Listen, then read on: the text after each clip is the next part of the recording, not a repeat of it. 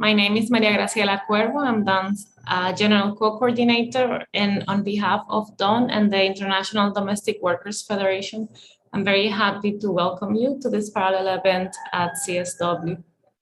Before we start, I need to give you some general information about the webinar, some housekeeping.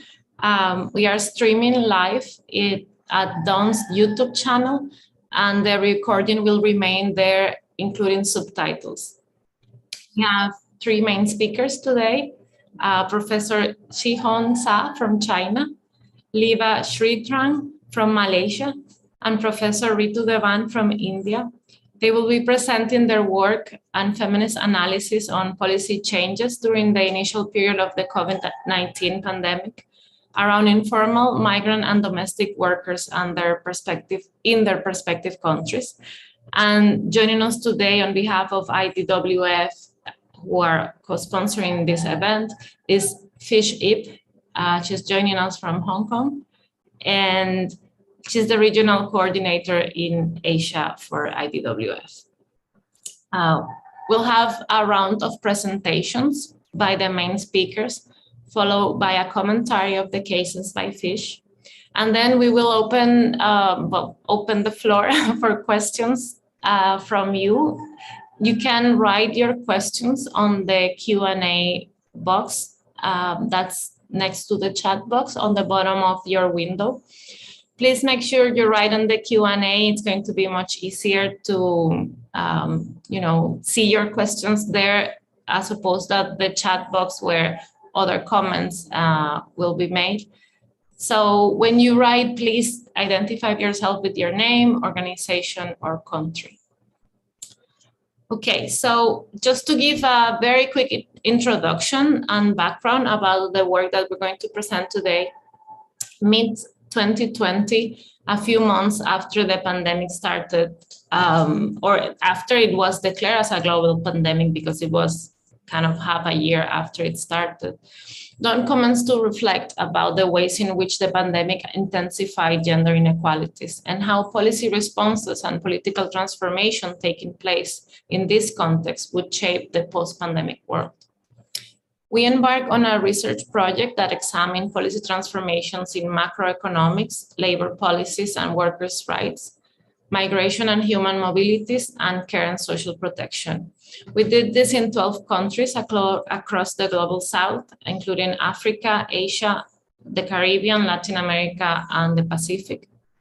The cases have shown how many government responses and relief measures are insufficient, inadequate. In the worst case scenario, they have increased and reinforced inequalities. On the other hand, we've also seen cases where we can see people's tremendous resilience and their mobilization capacity and creative ways of organizing and to continue to advocate for progressive policies.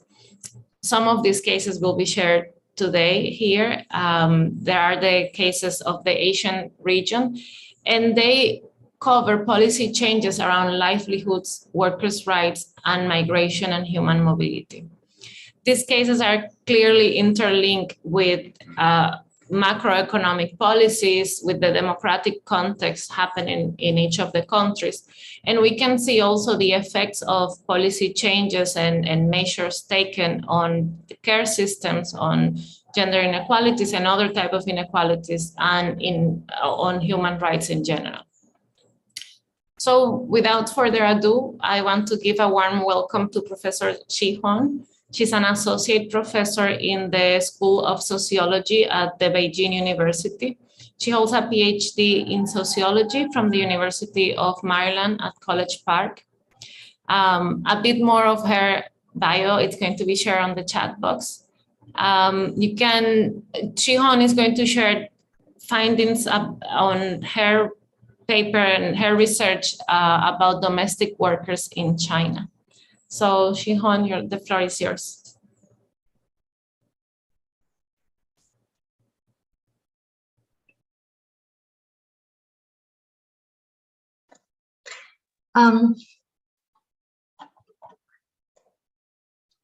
Hello, everybody. It's I'm Zhihong from China. Beijing Normal University. It's my honor to present the China case today. Let me first give a little background about this case study about domestic workers in China. Domestic workers is a fast growing segment of labor force in urban China. The background of this is that, as everybody knows, China has experienced large-scale socioeconomic transitions and demographic changes since the market reform in the 1980s. There is a rapid economic growth and at the same time growing income inequalities, and fertility is low, family size is small, and there's a rapid population aging and large-scale rural to urban migration.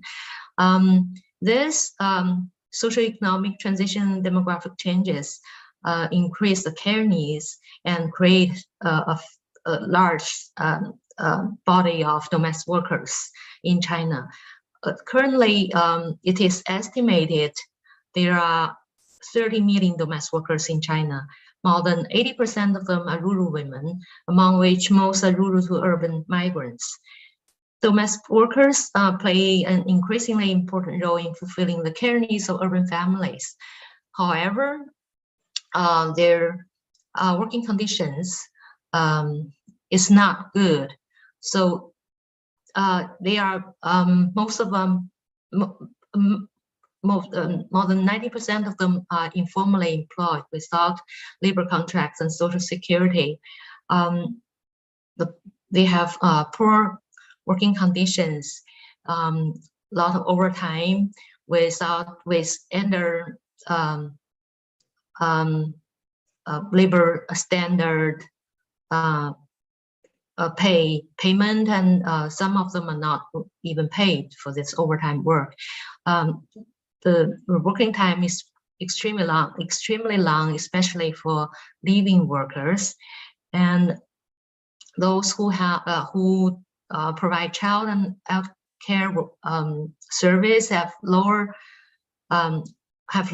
hourly pay, and some of them, a considerable proportion of them, have delayed payment, and their personal safety and health risks. At risk. First of all, I want to provide some, before I present the findings for the impact of pandemic on domestic workers, I want to present some institutional context for domestic workers pre-pandemic precarities. There are 4 aspects of this institutional context that are helpful for us to understand the impact of COVID-19 on domestic workers and policy responses. First is the change of national care policies. In the reform area, there's dismantling of the cradle to grave social preventions, and consequently, the care responsibilities has shifted from the state to women in households. And second, there is a household registration system that is in place since the 1950s in China. This system segregates rural and urban residents in their access to jobs and social provisions. And thirdly, state's policy for domestic service industry prioritize poverty alleviation, employment and economic development, and downplay rights and interests of workers, such that the domestic workers are excluded from the protection of the labor laws. There's no regulations monitoring for family employers. And lastly, there is a lack of collective bargaining power and social dialogue for domestic workers' interests, labor interests. labor rights and interest, because the trade union is under the control of states, and women's organization do not have a strong voice in China. So under this background, I will present some findings for the out of my interview with domestic workers and the manager of placement agencies and some social organizations workers responsible persons. The findings is that because domestic workers do not benefit from the government provided relief measures for this COVID-19, domestic workers suffer from both short-term and long-term adverse impacts of the COVID-19. For the short-term impacts, they have experienced job and income losses, particularly for Liveout workers, and for leaving workers, the working hours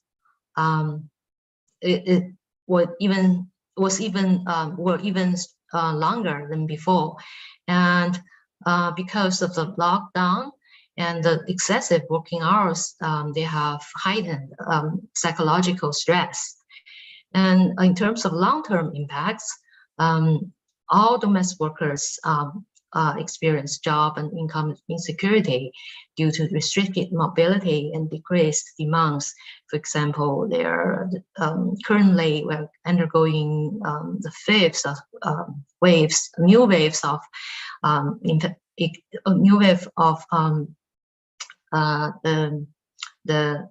new waves of infection. So a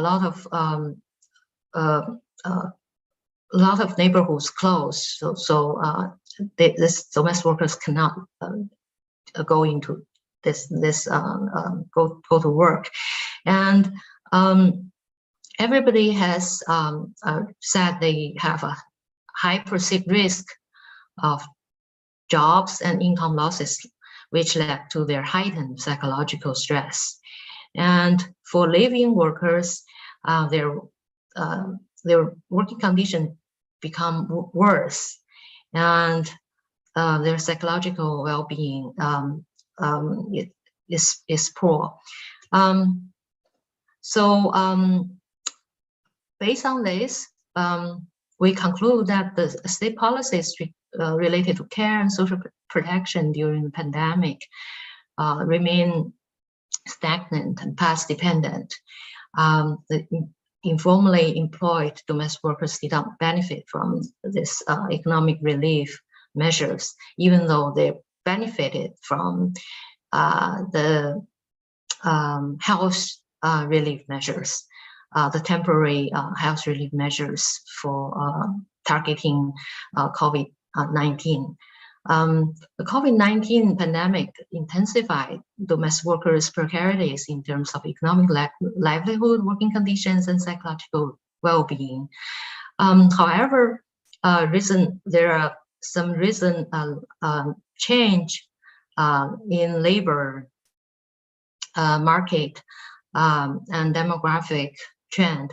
For example, there's a rapid increase of like informal workers in delivery in and platform, which we call new forms of economy, workers in new form of economy. Most of them are informally employed. So there are huge labor dispute among this group, and population aging and the new fertility, fertility policy make people concerned about the care deficit. So these changes may create opportunities for transformative policies to improve labor and social protection of domestic workers in China. this is this argument is based on my interview of social organizations people. So based on this study, we want to make 3 policy recommendations. First, the government should change their mindset and development approach to give equal weight to production and reproduction by placing gender at the center of care policy, and make greater commitments to labor social protection of domestic workers. And it is crucially important for the government to formulate special laws or specific laws or regulations to protect the labor rights and interests of domestic workers, and to regulate the behavior of family employers. And women's activism needs to play a more active role in policy and social advocacy for the promotion of domestic workers' labor rights and the change of social norms, evaluating care work, which are mainly performed by women. Thank you. Thank you. That's all. Thank you. Thank you so much, Ihon. It's very difficult to condense such a rich analysis in a 10-minute presentation, but I think you've shown very important and specific findings, and of course recommendations in the presentation. And among them, I want to highlight something that was recently said by a UN Women report about a feminist plan for sustainability and social justice. And the authors were highlighting how the pandemic drew attention to other already existing crises, long-standing crises that held back progress on gender equality, which were a livelihood crisis on the one hand and a care crisis on the other. And I think that domestic workers are on the forefront of the people that are affected by this crisis. And at the same time, they became the group at the forefront for taking care and responding in the times of the pandemic. And it is even more so, it is very present to have better policies for domestic workers. And I think if there is a intersection between livelihood and labor rights and care, it is with domestic workers and more so with migrant domestic workers. In China, there are millions of migrant domestic workers that are internal, but I will now pass the floor to Liva Sridharhan, that's going to speak about transnational domestic workers, migrant, in the case of Malaysia. Liva is a specialist in labor rights in South and Southeast Asia region. For more than 10 years, she has worked to galvanize migrant communities, civil society organization, and governments to collaborate on enhancing the protection of victims of human trafficking through legal advocacy, capacity building, and community outreach projects. So, Liva, the floor is yours. Thank you. Will I be able to have the slides projected? Okay, cool. Thank you very much. So it's an honor to be here and to be presenting this paper among giants from both China and India as well. I'll be talking specifically about the context of domestic workers in Malaysia, and I'll be breaking my presentation down into 3 specific sections. So for the first section would be to provide those in this room the benefit of understanding the context of domestic workers in Malaysia. The second portion of my presentation would be an illustration of how the pandemic has actually brought to fore anti-migrant sentiments, and it's also created an increase in authoritarianism trends in Malaysia. And the third portion of my presentation would be an analysis of the background juxtaposed with the increase in authoritarianism in Malaysia in tackling the COVID-19 pandemic, and the impact of this on domestic workers in Malaysia. So the conclusion is actually that despite there being an increase in authoritarianism in Malaysia, we see policies that are transformative that has actually come out from the pandemic. And we've also seen an increase in resilience and creativity in the way domestic workers have leveraged on alternatives to organize and push for policy changes in Malaysia. So can we go to the first slide? Cool. So again, very briefly, the context of domestic workers in Malaysia. So similar to what Ji Hong has shared with us, the nature of domestic work is very informal in Malaysia. And the reason I say this is because domestic workers are generally employed in the homes of employers, so they live in very isolated conditions. There's there's risk of violence and there's risk of violence and harassment in the homes. But because domestic workers are employed in the confines of private domains, labor inspections are not typically conducted in households. So labor inspectors say that they cannot enter a private household in order to conduct raids or in order to actually conduct inspections. The other thing that I'd like to highlight here is that domestic workers in Malaysia are not fully covered under Malaysia's Employment Act. Domestic workers are labeled as domestic servants in the Act. And some of you might say, potato, domestic worker, domestic servant, what's the big difference? We know that words are loaded. And in the context of domestic workers in Malaysia, the very fact that they are not recognized as workers and are labeled as servants equates to them not being entitled to most of the provisions in the Employment Act that relate to other workers in Malaysia. So it's very important for us to remember this when we move along the presentations. And because domestic workers in Malaysia are not recognized as workers, fundamentally, they're not able to officially organize and collectively bargain or unionize, right? Can we go to the next slide? Okay, we've seen that the COVID-19 pandemic has actually, brought to fore inequalities faced by domestic workers in Malaysia. We've seen an increase in hours of work for domestic workers in households in Malaysia. And the reason for this is because the Malaysian government instituted a movement control order. It lasted a span of several months, and then we'd go back to status quo, and then another movement control order would be instituted. And during these movement control orders, employers were asked or made to work from home.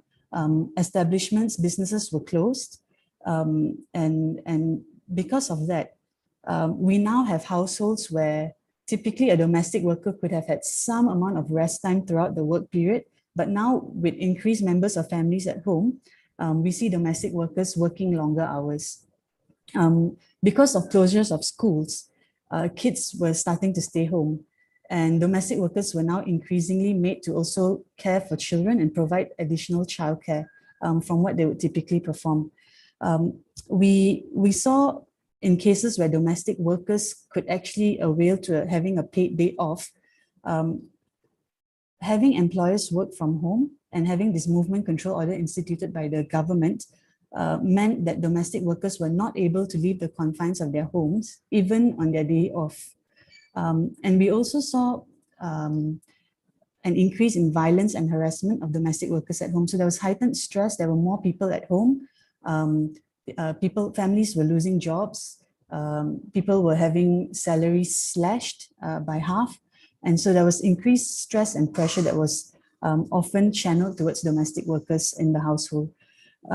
We also understood that there was a heightened risk of domestic workers from contracting the virus because only one family member was allowed to go out and purchase fresh produce. And this family member would then come home, and the domestic worker was increasingly in charge of ensuring that the house was sanitized, that everything in the house was clean. And so that caused an increase of exposure to the virus while the domestic worker throughout this 2-year pandemic period. Can we have the next slide, please? We also saw, specific to Liveout domestic workers, what we saw was an opposite effect. So we saw a decrease in work hours for Liveout domestic workers because employers in Malaysia were increasingly scared to have a stranger or a foreigner in their homes for fear of the foreigner being a virus carrier. So many Liveout domestic workers were not getting calls to clean homes of employees they would typically clean. Because of this, we found Liveout domestic workers experiencing much lower wages, and this had a direct impact on food and income security. Liveout domestic workers were also unable to remit money home to families, and there was a knock-on effect in source countries, with families in source countries also struggling financially and also experiencing income and food insecurities because of this. Can we have, yeah. And just to illustrate again how the pandemic brought to fore anti-migrant sentiments, in Malaysia, domestic workers were stigmatized as virus spreaders. The government, there was a rhetoric that was ongoing where posters, there were large-scale arrests of undocumented migrant workers in the country, including migrant domestic workers. Anti-migrant sentiments were perpetuated by government agencies through posters, social media, through social media. And it even reached a point where citizens were given a specific phone number to call government agencies if they thought they saw an undocumented worker, or if they thought somebody was undocumented, and this would include also domestic workers. We also saw instances where foreigners or domestic workers were not allowed to work in other employment areas. So in Malaysia, unfortunately, we see domestic workers sometimes having two jobs, right? So they work in the homes of the employers. They also work in restaurants or coffee shops or offices of employers. But we saw an increase in anti-migrant rhetoric where domestic workers or migrant workers were told that they can't work in these premises anymore. We saw large-scale arrests of undocumented migrant workers. We also saw an increase in the number of deportations during this pandemic period. And we saw domestic workers excluded from any form of assistance by the Malaysian government. So the Malaysian government instituted a recalibration program where they legalized migrant workers who were undocumented, but domestic workers were excluded from this legalization process. And finally, just another point to make, low-cost housing or rental of low-cost housing was prohibited. So during the pandemic, and even until now, if employers were found to provide rental to undocumented migrants, they could be fined and arrested. And now moving on to the third part of my presentation. So we see that domestic workers are are excluded from major labor rights protections. We see that there's an increase in authoritarianism, in anti-migrant sentiments in Malaysia. And you would think, oh, because of this, migrant domestic workers are at an even bigger disadvantage. But what has happened in Malaysia is we've seen a kind of resilience displayed by domestic workers that is really just something that we've not seen in any scale prior to this. So during the COVID-19 pandemic, the embassies were going out and actually providing food aid to migrant workers, to respective migrant workers from source countries. But this food aid was not reaching domestic workers. So what happened was informal domestic worker groups in Malaysia used this food aid outreach program to collaborate with the respective embassies and to say, look, let's help you. We know where domestic workers are. We know where leaders are. We'll provide this food packages to these leaders and get them to distribute these packages to migrant workers in the localities. The embassies agreed to this. And this was how domestic workers in Malaysia organized during the COVID-19 pandemic when they were not allowed to move around freely. They leveraged on collaboration with the respective embassies, provided food aid to domestic workers within various localities, and informed these domestic workers on who they are, what their rights are, and encouraged them to join this group in order to organize. What we saw from this was an enlarged space for organizing and an enlarged space for policy advocacy. Domestic workers who were reached out to for food aid got together, formed a group. We even had one domestic worker group actually formalized in Malaysia. And what happened was these spaces, organizing spaces, were now moved to online organizing spaces. And they were used to actually enhance capacity of domestic workers in Malaysia. And domestic workers were now able to directly advocate for what they wanted to see in Malaysia, for changes that they wanted to see in Malaysia, and they were able to advocate directly to different ministries in order to see these changes happen. And one positive outcome that has come from it, a very direct outcome, is that we now see an expansion of coverage of social security to domestic workers. So this was previously not available to domestic workers, but because of enhanced advocacy and the ability of migrant domestic workers to leverage on alternatives, to organize online, to advocate for their rights online, the Malaysian government has extended this to migrant domestic workers. We've also learned that this group of migrant domestic workers have provided input into the MOU between Malaysia and Indonesian government. And we've also heard that this space has been used by domestic workers to actually contribute to opinions and input in the revision of the Malaysian Employment Workers Act, Malaysian Employment Act. Yeah, that's it from me. Thank you. Thank you so much, Liva. When we work around these cases, we were working using an analytical framework that Don developed. And we expect in one of our hypotheses that during the pandemic, there would be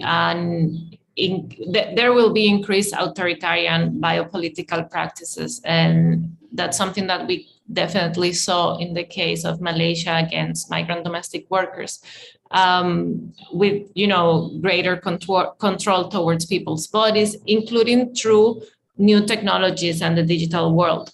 I think what's very, very interesting in this case that while that hypothesis proved to be true, we also proved that the hypothesis of being able to push for more progressive policies was also true, and was also pushed, or not pushed, but the workers use technology and use the digital work to push for these changes. And I think that's a very interesting combination that we can look into further.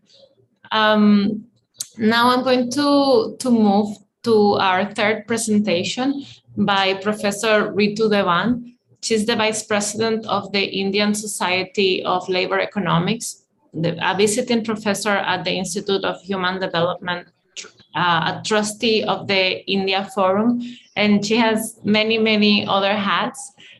She has published around a wide range of issues, including development economics, gender studies, and gender economics, labor markets, and others.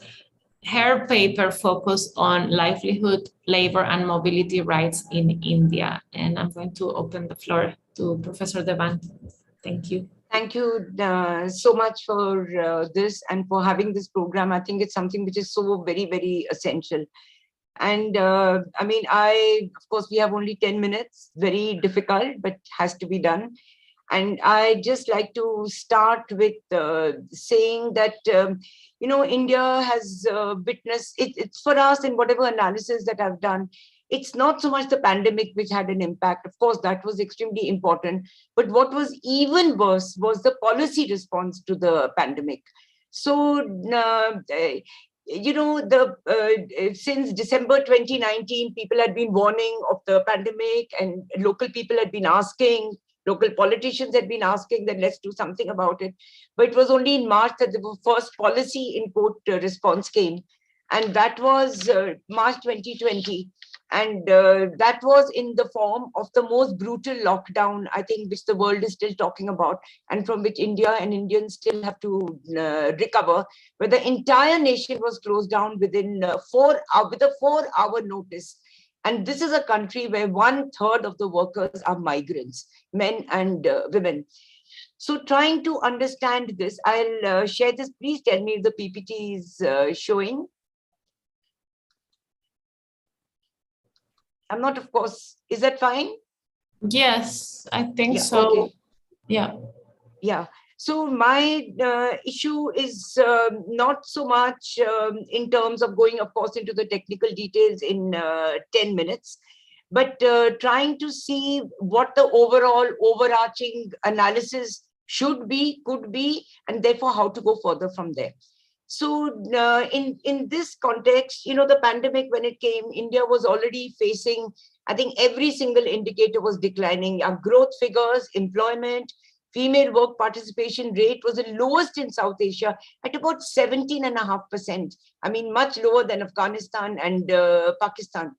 So when I started analyzing this, and this framework, which I find extremely important, that I found you cannot separate labor and worker rights, you cannot separate mobility, migration, and I'm not using the term social protection, and I'm using the term social rights, because I think that social protection is a very paternalistic, patriarchal kind of a charitable contextualization.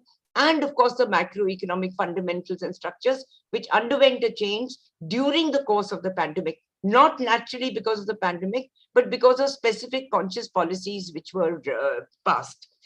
Now, keeping this aspect in mind, there's certain data, of course, and I'd like to say right in the beginning that there is no national level data even today about how many the state has not collected, the government has not collected. We have a federal structure, several state governments have collected some amount of figures, but there's no national database which is available on a whole lot of indicators and variables which I had taken. So, but during this point, a lot of, several universities, organizations, think tanks, NGOs, and individuals like us stepped in. And therefore, the study also meant wading through a huge number of micro studies and meso studies which have been done. And I'd really like to thank Aruna Kanchi. She's there as a participant for helping out on this and for really wading through the entire material and expanding this. So therefore, this morphology, what I call, and of course, the focus on these issues, and within that, the focus on internal migrants, single women, several of those who are domestic workers, and of course, transgenders, I think on which very little work has been done. Now, there are many instances, I cannot go into different illustrations, but just to give a few of the 7 impacts which we've taken into account. The employment and wages component. Within the first month of that lockdown, that is April 2020, 100 million male workers were thrown out of a job. 100 million. And another 20 million women workers.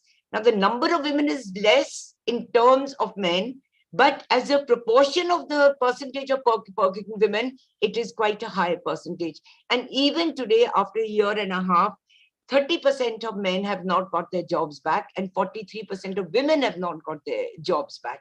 This, of course, doesn't take into account that wages were not given, wage arrears pending over a huge period of time, the process of reverse migration. You know, we call this a long walk home, what happened on 25th March 2020. And thousands, no, millions of workers walking back, trekking back, because all transport was closed, shelters were closed. The state did not provide any shelter, any food, any water. You had all the NGOs and organizations coming out, but you can't fill the vacuum of what the state does not provide. And you went back to the villages, to the rural areas where they came from, and there very little work, because it was a summer season, the monsoons had not come in this period of time. So the issue of supply and demand, which really became a very, very fundamental component. There is what I term as people were forced, condemned, you know, in a way, not even compelled, condemned to accept what I term as half work and half wages.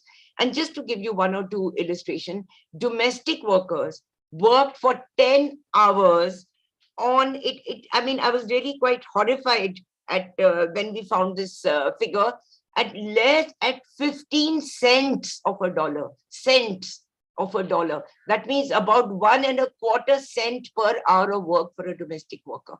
Sex workers, of course, because of what is called social distancing, but really it's physical distancing. We're already socially distanced in any case. That the commercial sex workers were charging 0.07 cents per encounter. That was the level of desperation, because there was no food which was provided. There were no rations which were provided. There was nothing which was given by the government for a very long period of time. There is also a massive, of course, your poverty, your income levels, and already we have a very low, what we call poverty line, which is less than $0.50 a day, which is, the World Bank calls it $2 a day. We already have about 27% of India's population below the poverty line.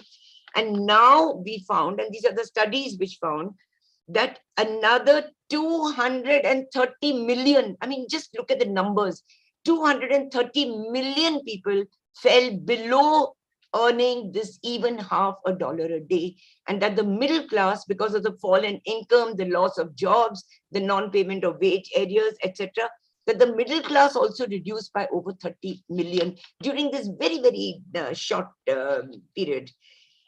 Indebtedness, in 2016, the central government had announced what is called a policy of demonetization, again with 2 hours notice.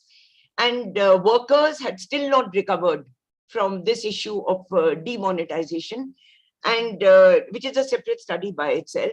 And yet, with that pending carryover indebtedness, the worst affected, of course, were the poorest of the poor, and studies which have shown domestic workers, 99%, that is almost 100% of domestic workers depleted all their savings, and 86%, that's a huge percentage, lost their jobs. And many of them have to get them back, because this work from home kind of a syndrome forced women within the home to take up their own domestic work and therefore not employ domestic workers in the future. So this also impacts the future. It's not only a short-term issue which can be resolved in a few months or a few years, but it's long-term, and it is generational.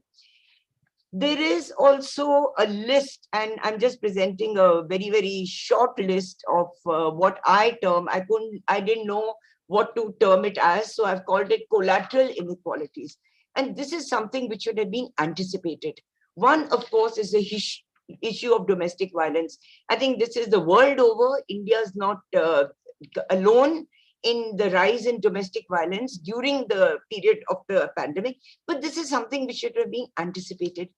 India has the worst levels already of cases of domestic violence, and I'm not talking of numbers, I'm talking of percentage. And during this period, domestic violence, certain studies have shown, increased by 171%. Okay, 171% the domestic violence, particularly, and not only, but particularly against transgenders, and also against those who are physically disabled. So your disability ability divides is something which is already existing, but became much, much worse. Of course, the focus, and this I'm sure all countries, the focus on COVID health. So therefore, the reproductive and non-COVID issues like tuberculosis, it got affected, immunization. India has the largest percentage and number of non-immunized children in the world. Also, the stunting and the wasting of children has been increasing in the last 4 or 5 years. A rise in maternal mortality rate, a rise in infant mortality rate. There is this very derogatory term, which is used, COVID widows and orphans, where the parents have died. No policy. And now, though we pleaded and begged for, some kind of intervention and support, some state governments did come out and provide some kind of support, particularly in terms of education. But many of these had to go to the court to try and seek, and cases are still pending. It's still not been resolved at many levels. A rise in child labor, I think, which is Again, India has, 34% of all the working children in the entire world already, and now child labor increases.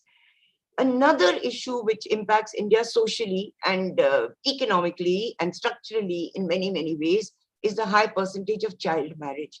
And this increase, and the government itself said that during this period of time, just within I think the first 2 months, and this is the center figures, the state figures are not available for all states, that the number of complaints of child marriages increased by over 1/3.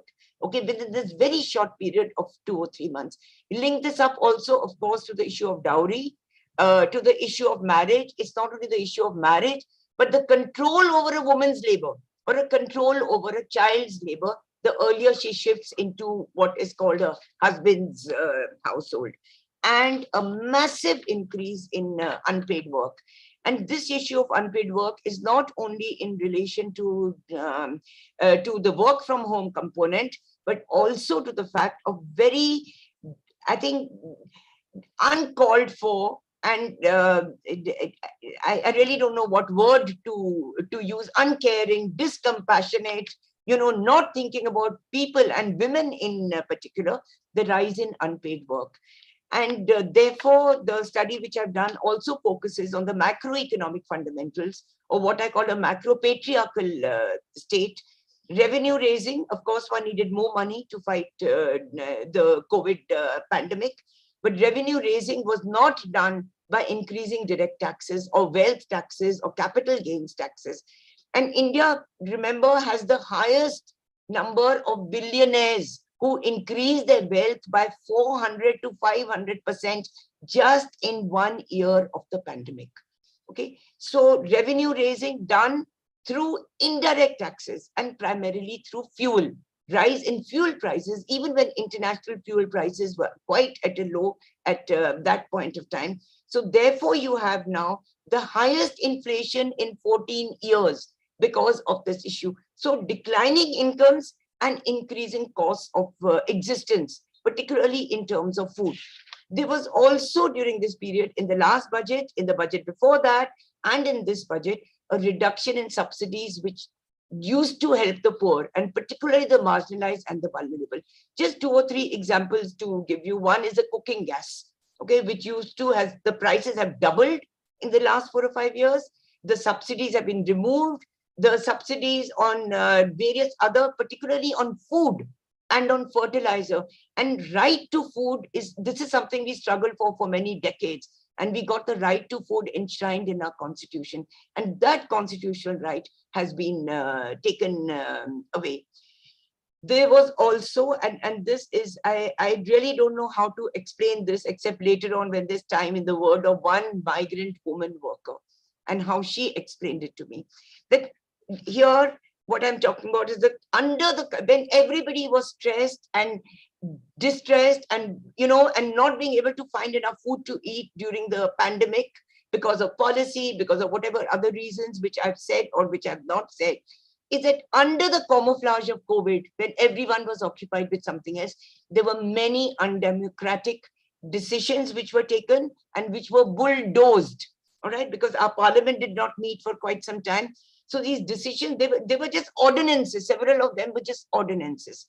One was the Farm Acts, okay, the farm laws, which led to, or wanted to lead to, an entry of the private corporate sector into farming, including control of the land of farmers. Right? There's a big debate on this, and the Farm Acts led to the longest struggle in the history of the world, the farmers' movement in India, with a huge number of women being part of it for more than 1 year. During this period, it had started a little before the pandemic, but during this period, every single labor law was withdrawn and labor codes were introduced. For what? The preamble says, not for protecting labor's rights or workers' rights or mobility rights, but for the ease of doing business. So be very clear on where our growth pattern is growing. Dilution of forest laws, so which means your indigenous population is impacted. Monetization and sale of all public assets, including lands. Now, what it has led to, of course, is huge increase in inequality, but also something which we have fought for a long time through the women's movement, and for women's rights. And that is what I call a process of gender de-equalization, that whatever level of equality one had achieved over a period of time, I'm not romanticizing the past, but whatever we had achieved, even that has disappeared. And I think all the SDGs are postponed. There's no even discussion of the SDGs, particularly SDG 5 somehow doesn't come into debate.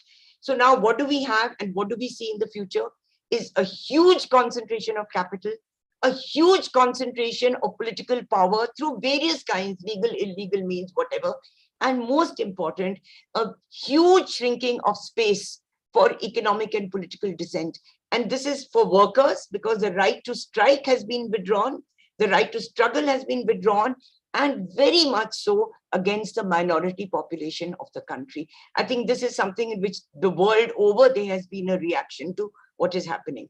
So much so that India, and I'm very ashamed to say this, is that India in our 75th year of independence, okay, there is huge, we have been redefined. We are not officially, by international definition, a democracy anymore. We have been renamed a flawed democracy.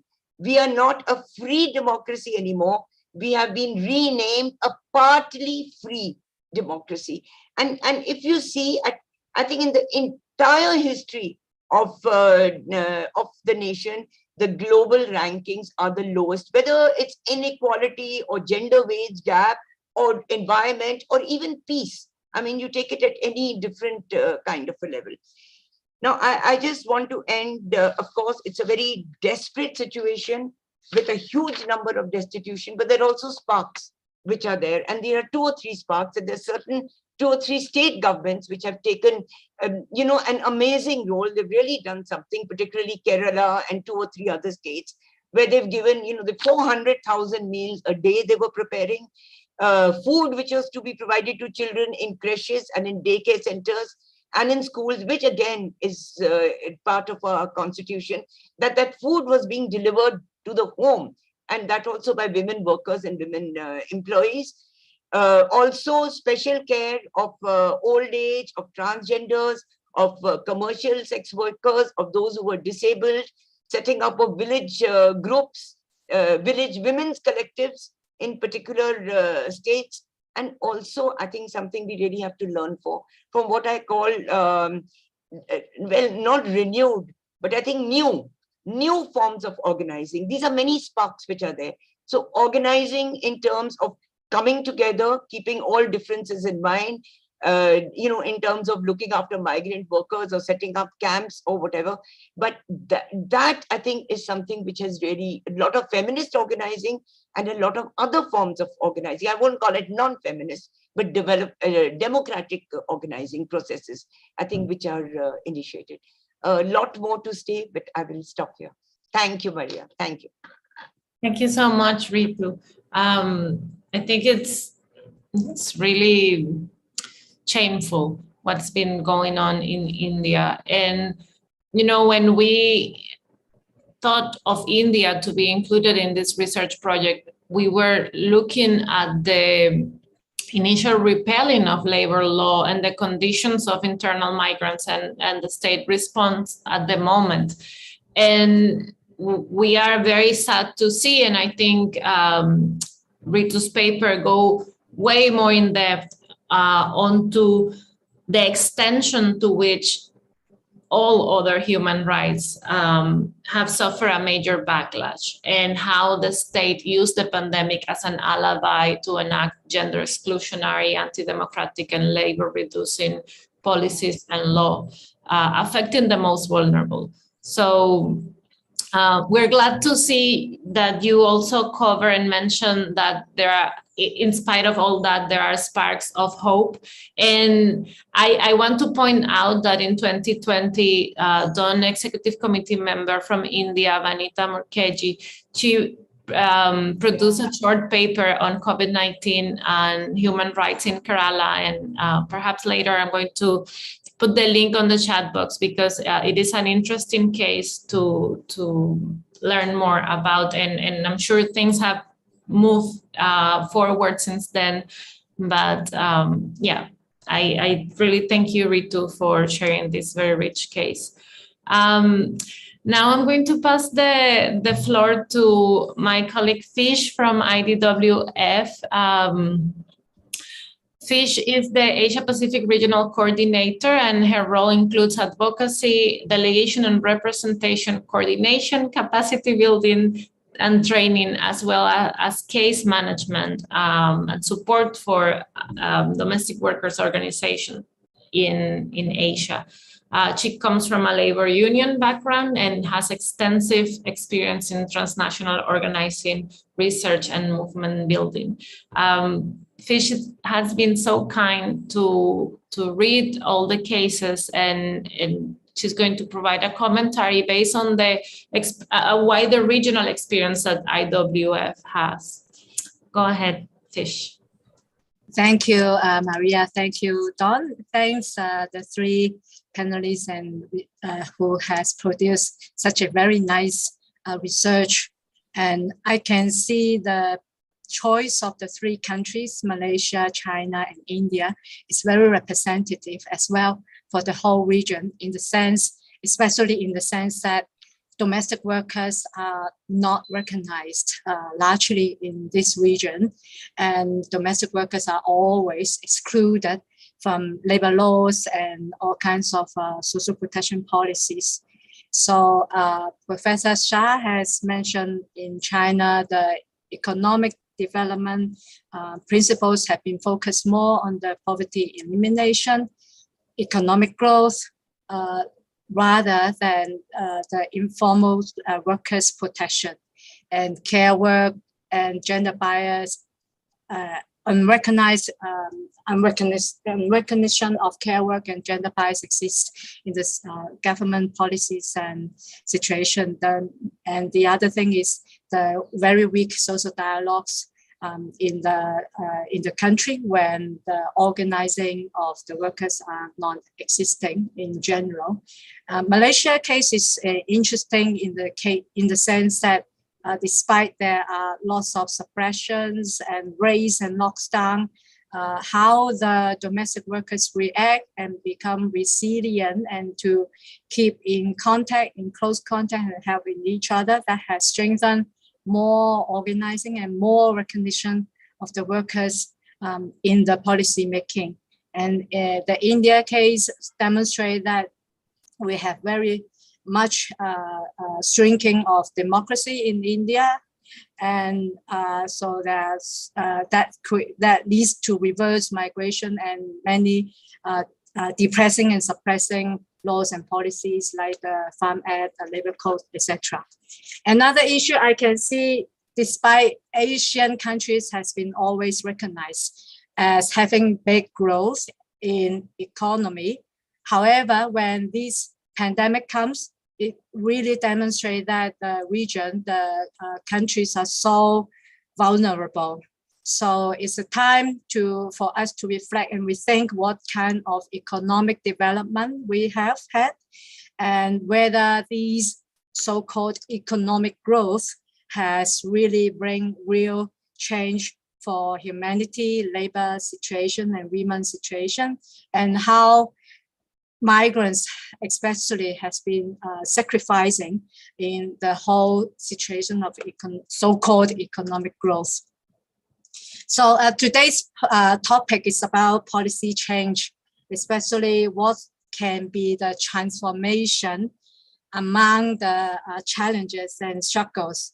So what it means is how we can have open opportunities for us, how we can have an opening battling grounds for us in times of crisis, how we can have more chance of transformation in the sense of the governance, policy, and legal changes in regards to the civil society as a whole, how the organization can be more strengthened and the way of organizing, and also the transformation of the actors, all the individual actors in the society, meaning employers, workers, business sectors, etc.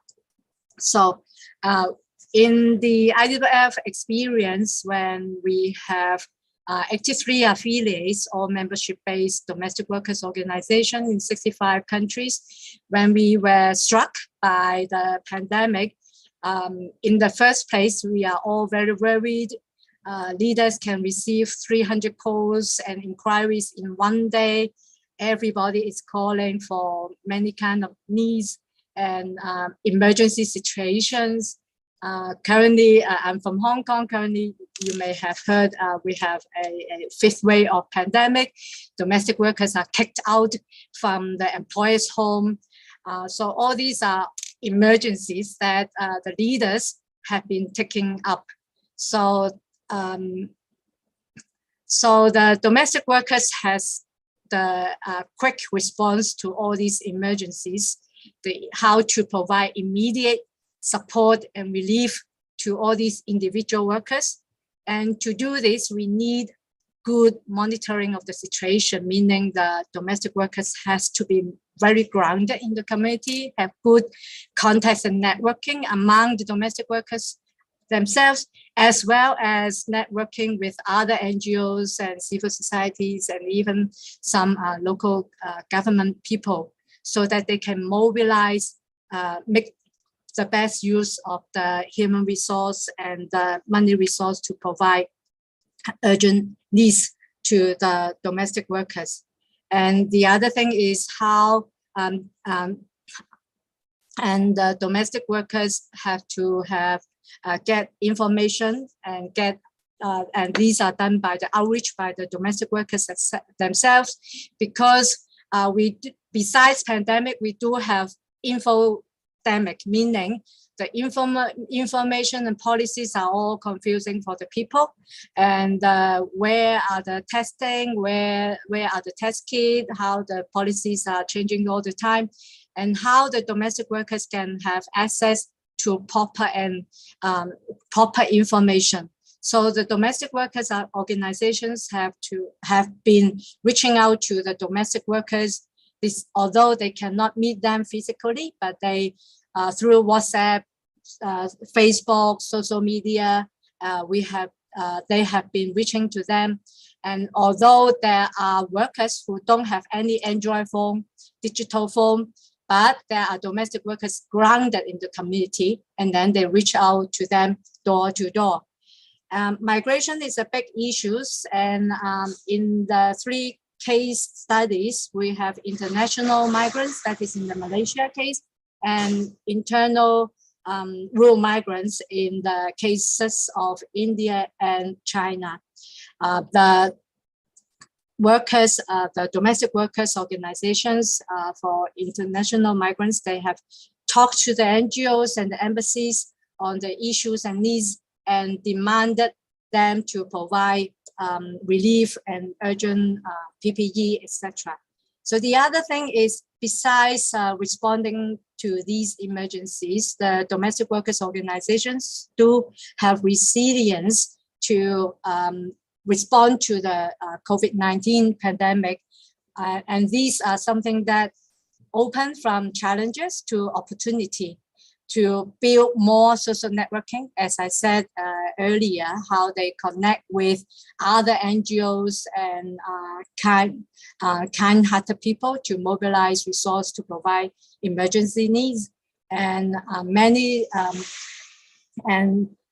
organizations like in India and Indonesia group, they form a network group or support group to react to all these emergencies. And this has increased the capacity of the organization in the reaching out and the human resource and the networking capacity. And the other thing is because of the difficult situation, the domestic workers well know the situation and monitor the situation, and they have been telling the situation, what are the issues that we face from the ground, and based on these situations, they raise their demand and negotiate with local government and even the national governments. So we have seen changes of law and policy, as mentioned by Liva in the Malaysia case on the social protection policy to provide compensation to work injuries. And also the OSH, occupational safety and health policies that is formulated, negotiated in Argentina and some Latin America case, and negotiation for access to vaccines and test kits, etc.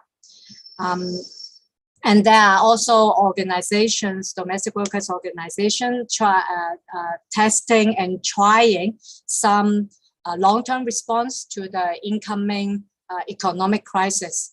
They organize income security programs, like organize credit cooperatives, small and medium-sized income generation programs to mobilize the domestic workers to produce some food products to sell, etc.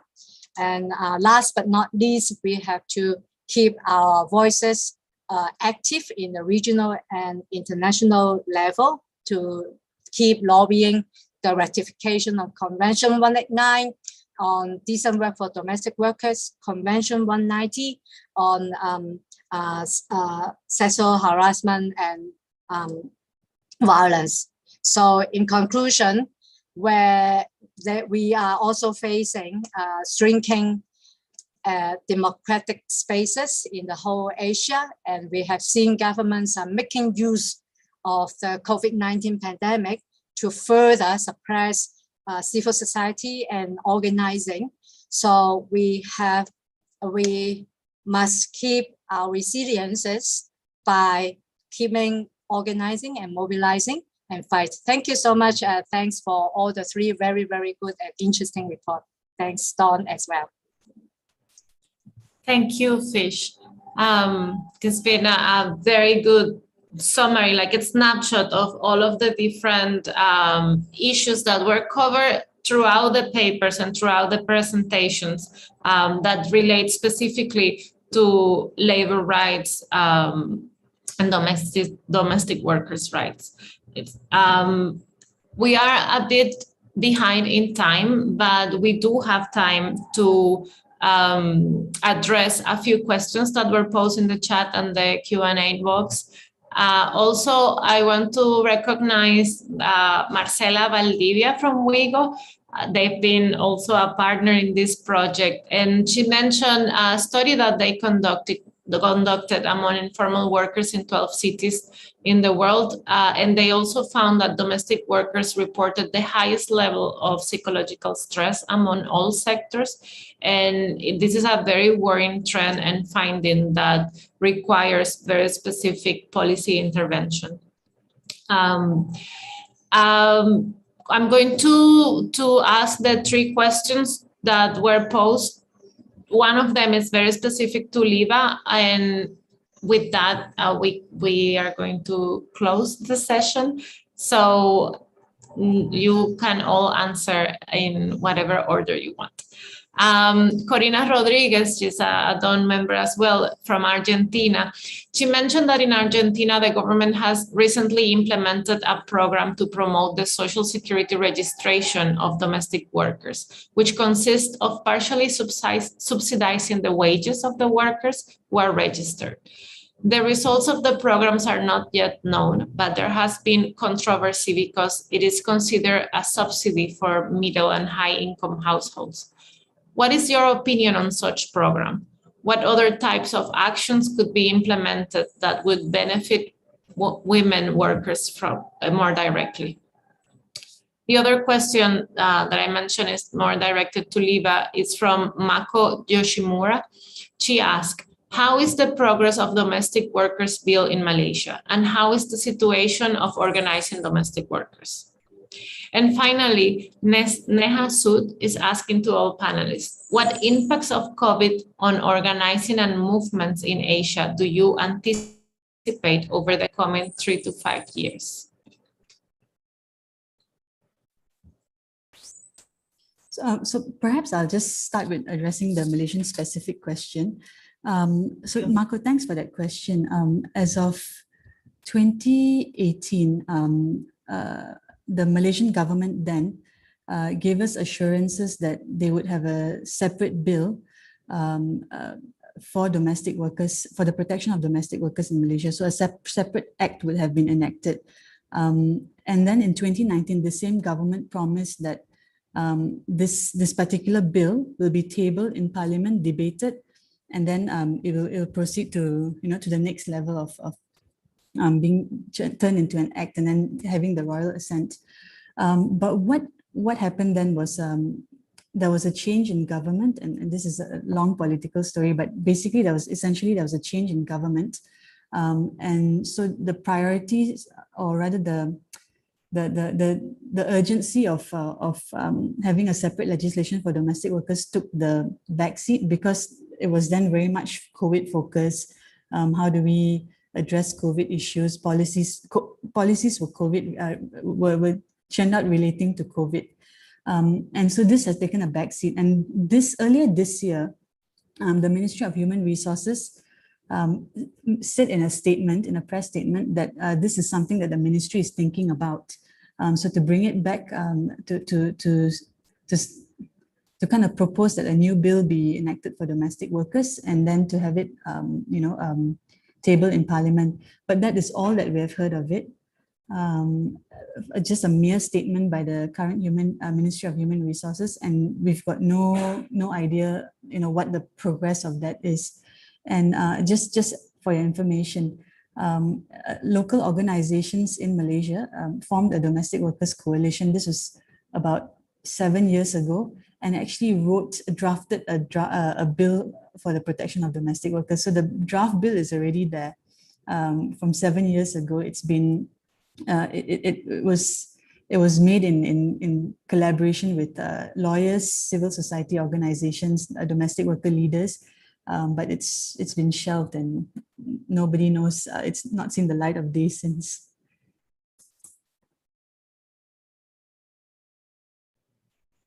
Thank you, Liva.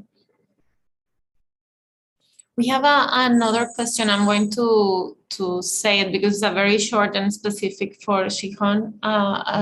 It's from Vivian Sun, and she's asking if the problem in China, with regard to domestic workers, I'm assuming, have something to do with the political situation.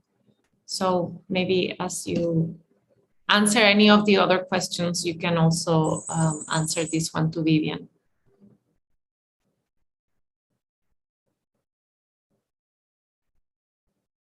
Do you want to go now, Shihon, or do you agree to? You say not a issue. There are several. Oh, sorry, Chal, you're talking now. Okay. No, I'll go go next. ahead. No, I'll go next. So the question is, the situation of domestic workers is related to political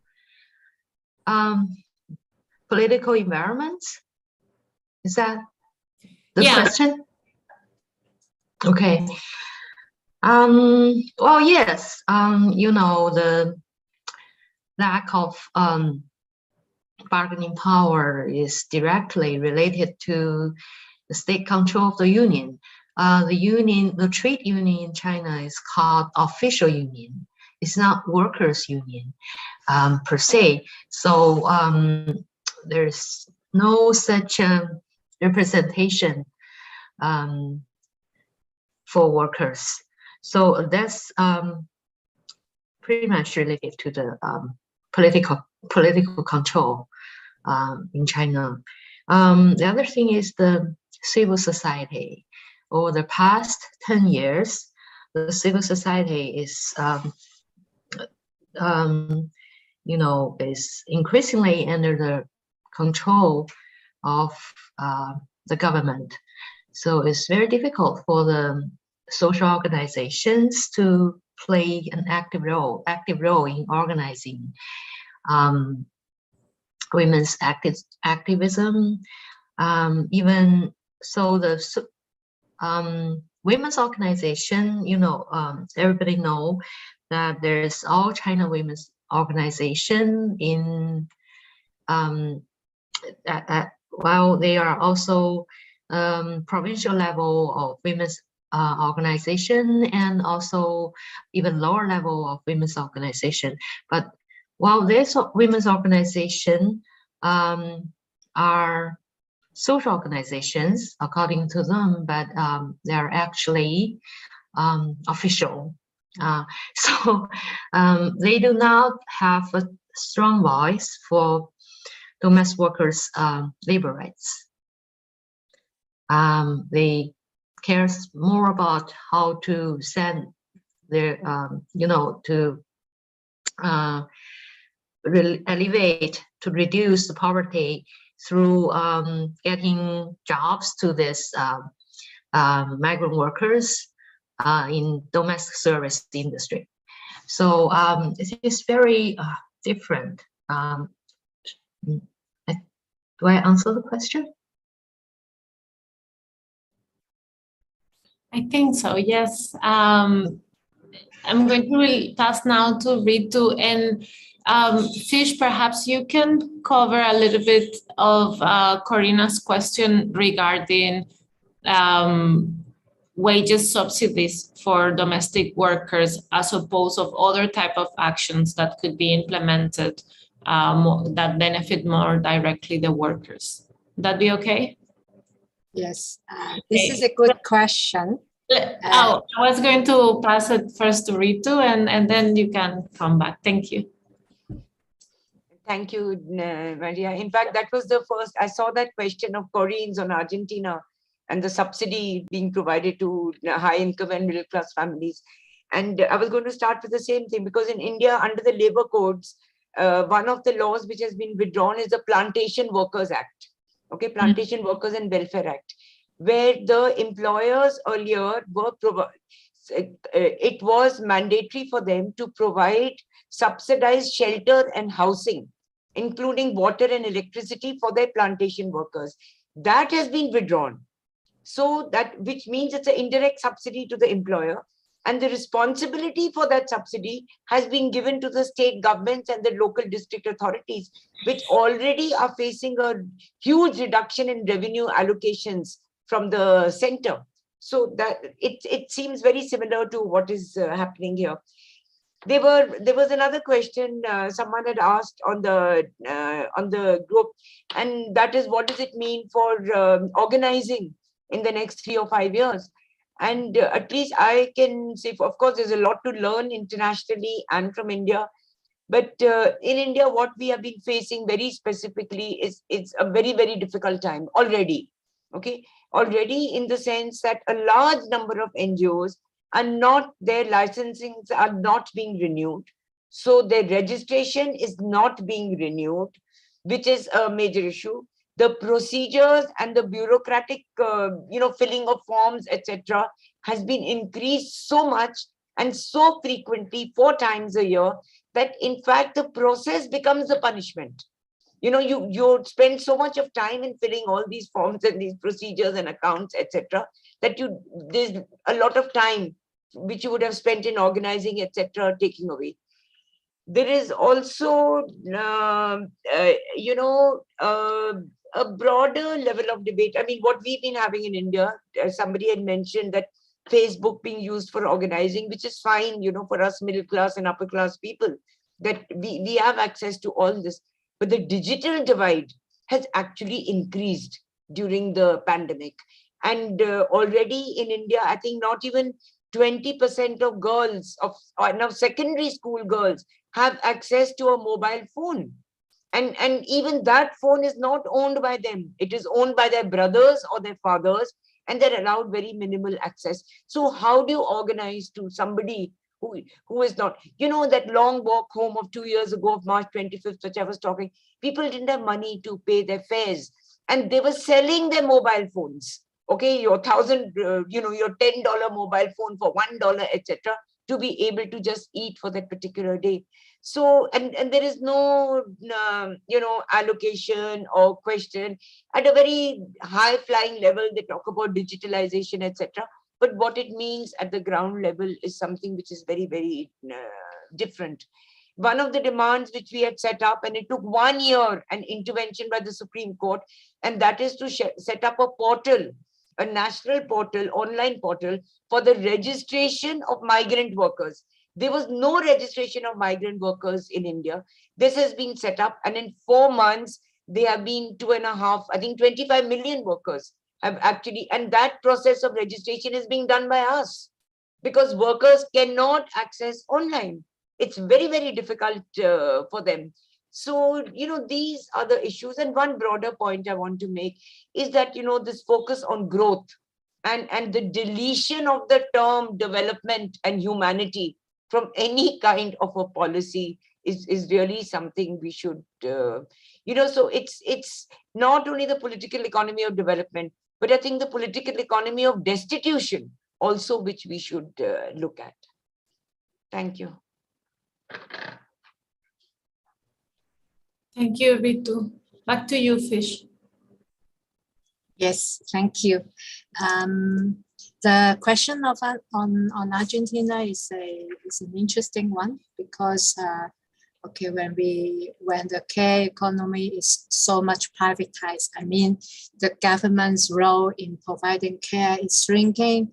Many households are hiring domestic workers, and then how this can be ensure that the people themselves, the households care needs can be taken care, and also the rights of the carer, the domestic workers and the carers of elderly and child, for example, can be taken care as well. So the needs are from both sides, the households and also the domestic workers. I have to say that I don't have in-depth information in the Argentinian case, but I think some aspect we have to consider is about how the subsidies are really government subsidies to entertain the care needs of the people, rather than instead of just subsidizing the richer people. So I think that will be a crucial question to be asked. And of course, it's always much more beneficial for the domestic workers themselves when there can be centralized scheme and system that the social protection contribution can be contributed to the workers directly rather than going through the employers. And of course, the whole care system in the country has to be reviewed and revised, whether both need of the people and the care workers themselves, their own needs can be catered. And then on the second question is on the organizing, which is also very good question indeed. That is something that I have been always thinking days and night whenever I get up in the morning, because I can foresee the future doesn't look good for all of us. On the economic sense and also on the political sense. So on the organization level, they do face practical challenges. For example, they do have increased member during the pandemic because they're active reaching out to the workers, catering their needs. But at the same time, the workers do lose income, meaning they cannot pay for the membership dues for the organization. And the organizations do face more demands from the workers to tackle the urgent need to tackle the poverty and income generation needs of the workers. So these are all related organizational strategies, how they can revise to cater to the needs, short-term and long-term needs of the workers is really a question mark. Whether we can compete in the so-called market with the small income generation programs, when the organizations in general have lack of financial and human resource. And what Ritu has mentioned on the digital aspect is very important, because we have seen increased use of digital means, including registration for government services.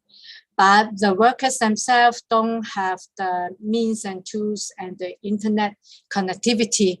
So we have seen already a gap in the digital literacy between the richer people and the very marginalized workers. And we have seen there is a bigger and bigger gap. And the literacy is not only about availability of the tools and the internet connectivity, and also even if they have access to social media information, there are also lots of fake news around how they can distinguish what kind of information are real or just something else. The other issues, which is much more important challenges that we face, is the COVID is really worsening the already very serious suppression of workers in whole Asia. And we can see the space for activism, political mobilization we are facing now is even much more difficult. We can foresee more organizations cannot organize more protests or mass mobilization demonstration, but probably more organizations will have adjust their organizing strategy to work that is more on the community level, smaller level of organizing in the communities. Although smaller in the communities, but we can have many and multiple. And for that, we really need more collaboration and cooperation with all the civil society and the individuals and local government as well in such a situation. Thank you very much. Can I just add on super briefly?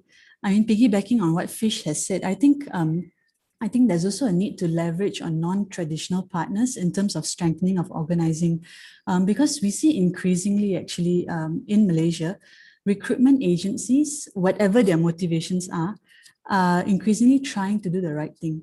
And when I say trying to do the right thing, an example would be organizing meetings once every 3 months with domestic workers to talk to them about their rights, to have a check-in with domestic workers without the presence of employers, and to have then separate organizing of employers and, you know, telling employers what their responsibilities are. And these are periodic meetings that are held between recruitment agents, like ethical recruitment agencies in Malaysia, with domestic workers as well as employers. And we see in these scenarios a 66% retention rate, you know, so the domestic workers don't want to leave the employer, and the employers are happy to continue employing domestic workers. And it also creates a space for domestic workers to get together and to actually bargain collectively with a stronger voice, even though there's it's an informal space for collective bargaining. But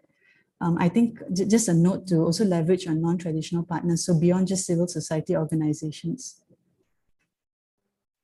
Thank you, Liva. Thank you, Fish. Thank you, all of the speakers. I think your insights have been heard loud and clear, and especially in relation to the importance of women organizing and networking with social movements like trade unions and other non-traditional partners, as you said, Liva, especially at local and national level. But I think also the importance of transnational solidarity to denounce human rights violation, especially in places where the political conditions do not allow local activists and human rights defenders to do it themselves, or they are very much constrained to do it.